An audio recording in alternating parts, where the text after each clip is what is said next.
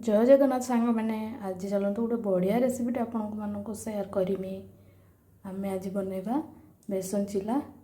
चलतु recipe start करिया ता प्रोसेस भी देखेबी आपको।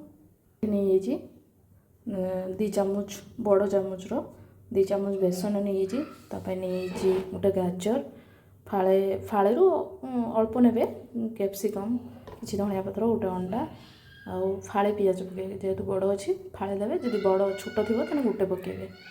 चलतु प्रोसेस देखेबी आपको।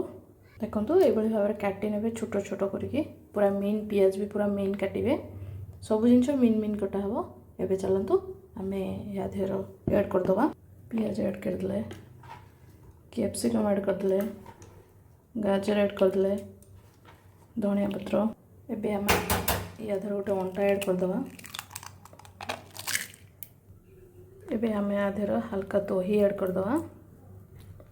एबे आम आधर ऐड करदे चाट मसला स्वाद अनुसार लुण देदबा। एबे आधर बेसिक मसला किछि दबानी केवल चाट मसला और लुण दही यहाँ मेन जिनस ता टेस्ट पाए। तो एबे आम भल भाव या मिक्स करनबा गुले नीचे एबे हल्का आधर पानी दबा बेसी पानी देवेनी भलसे मापिकी पानी देवे। आपन चाहिले भी भेज बने पारिए मु अंडा दीजिए आपन चाहिए भी बिना अंडारे बने पारे। भल भाव मिक्स कर नहीं पूरा गाँ जमी माने ये रही गाँठ रही पूरा प्लेन गुड़े ने। चलते पैन बसई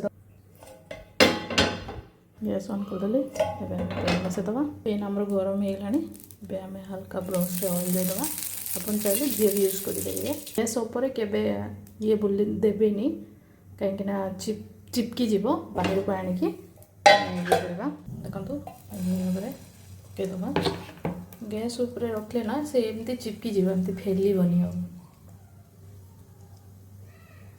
आम राउंड करदे गैस उपर बसईदे किसी समय गैस लो करके हल्का ढंकई नवा। चलते देखा हो गलानी ना तो सुंदर भाव नोटे देवे एपट सेपट दी सैड्रे सेकी ने जेहेतु मतलब थंडा है वॉइस मोर डाउन हो मैंने प्लीज मैनेज करने। चलते एपट सेपट नोटे देवा देखिए होगा के सुंदर भाव हो। चलतु प्लेट को काट देखो के सुंदर भाव आपन भी ये ट्राए करूँ।